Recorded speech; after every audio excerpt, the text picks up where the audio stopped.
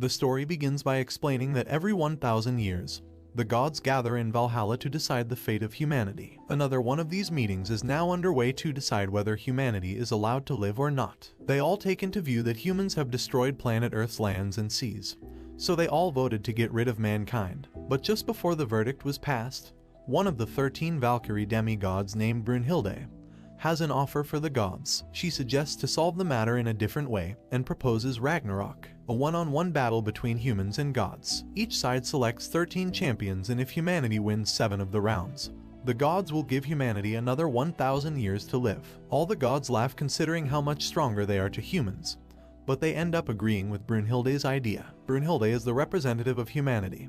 She gets to choose 13 of the strongest humans out of the 7 million years of human history. Soon the great battle between humans and Ragnarok gods begins. The rules of the games are very simple. Humans and gods will fight until the last breath. The god represented in the first round is Thor, the god of thunder, the strongest Norse god. But even so, Brunhilde is still very confident with her human representative. She summons a famous Chinese warrior, an undefeated champion of human history. His name is Lu Bu. The first round begins, and they both approach each other without knowing how the other opponent will attack. Thor and Lu Bu have similar fighting styles, and they are the ones known to be able to defeat their opponents with a single blow. They both strike, and Thor uses the Thor hammer attack, and Lu Bu uses the halberd to withstand it. Then suddenly Thor activates the divine lightning power, where he tilts his whole body backwards, after using the attack, making everyone believe he was going to win. Lu Bu suddenly emerges from the fog, injuring Thor. The gods are shocked that a human weapon could even injure a god. But it turns out that before the match began, the 13 Valkyrie demigods all gathered together to create weapons for the representatives of humanity.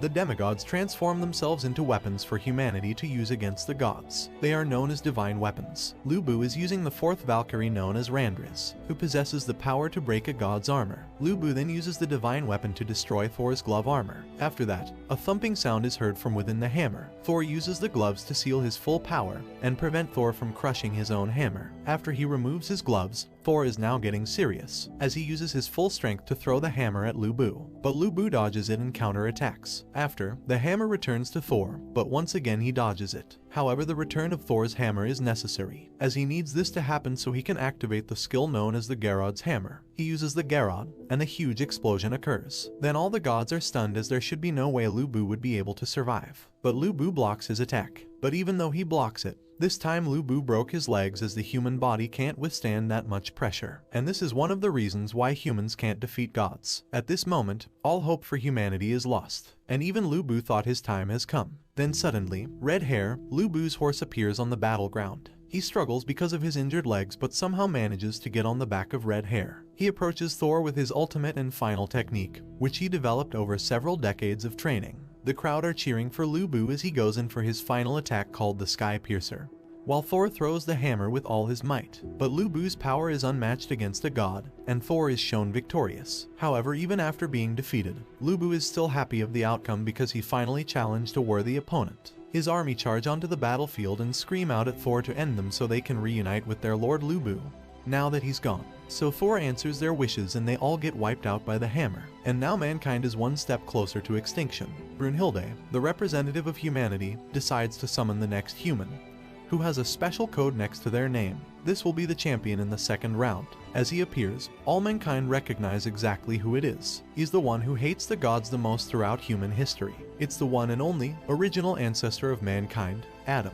Adam's opponent is Zeus, who is the god of gods. They didn't expect such a powerful god to participate in the second round, since the original opponent for Adam was meant to be the Indian god Shiva.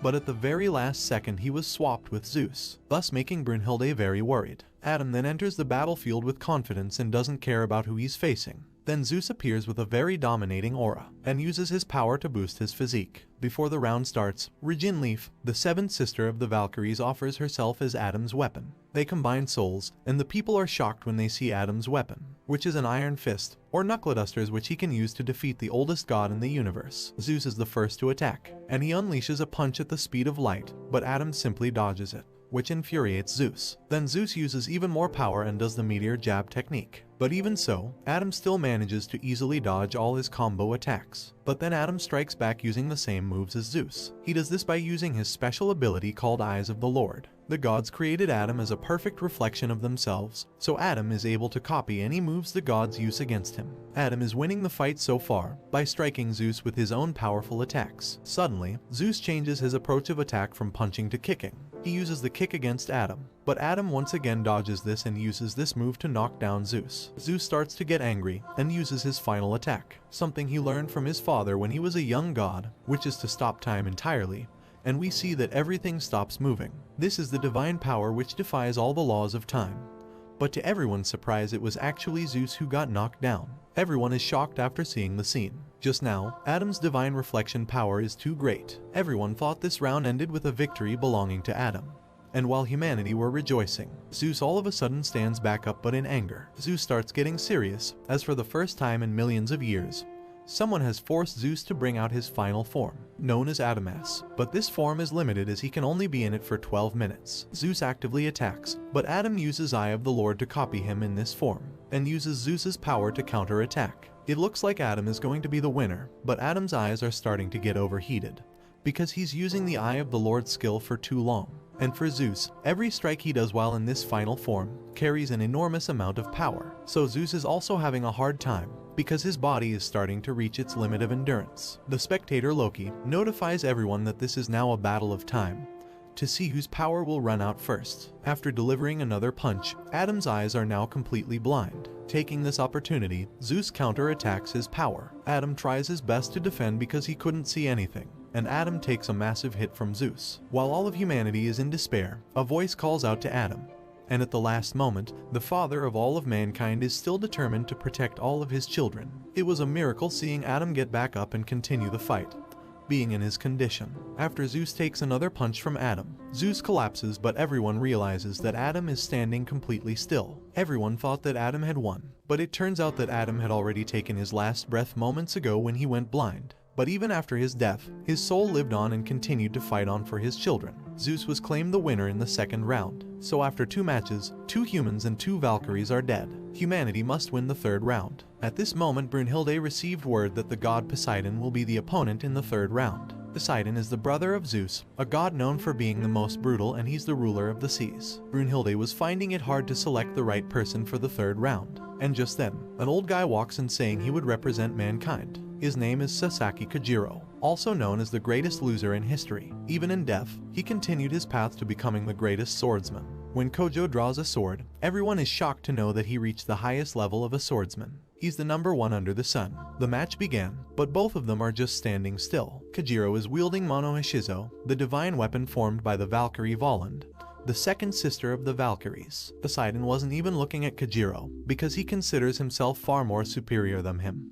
He even feels like he's more superior to all the gods in the universe. After they were standing for some time, nobody noticed what was going on, except from some of the gods. But Kojiro was actually already fighting Poseidon, but in his mind, and has lost the battle 18 times in his mind. This is one of Kojiro's techniques, called the 1000 image of defense, which creates a virtual copy of his opponent in his mind, allowing him to try out different attack patterns. Kojiro now knows that if he takes the initiative to attack first, Poseidon will finish him off immediately. Kojiro is sure that no matter how he attacks, he will be defeated by Poseidon. After a series of calculations, Kojiro still decides to strike first. According to the law of inertia, when slashing at 200 km per hour, the sword will not be able to change direction. But Kojiro is different and uses a special skill called the Tsubame Gishi. After using Tsubame Gishi, Poseidon looks into the eyes of a human for the first time. He starts approaching Kojiro and unleashes multiple attacks, but Kojiro easily deflects them all in an instant. He can do this because Kojo is still using the 1000 images of defense in his mind,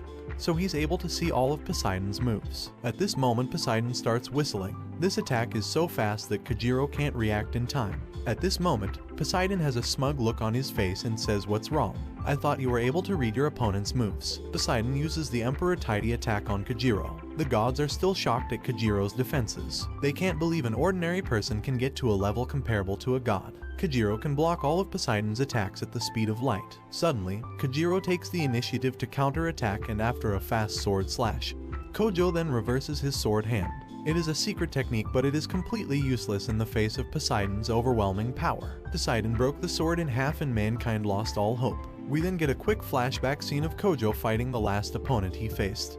His name was Musashi Miyamoto. a legendary swordsman. He remembers the joy of training with him to become the number one under the sun. After this, for the first time in his life he pushed for victory. He stood once again with his broken sword and uses the Valkyrie weapon regeneration skill, which gives him 2 swords. With the new swords in hand, Kajwaro attacks Poseidon with his full power, using everything he experienced from the legendary swordsman of his time, and managed to kill Poseidon. This being the first time a god of the sea is killed by the power of a human. Thanks for watching. Don't forget to like and subscribe if you enjoyed, and turn on the notification bell so you never miss out on another video. Until next time guys, take care.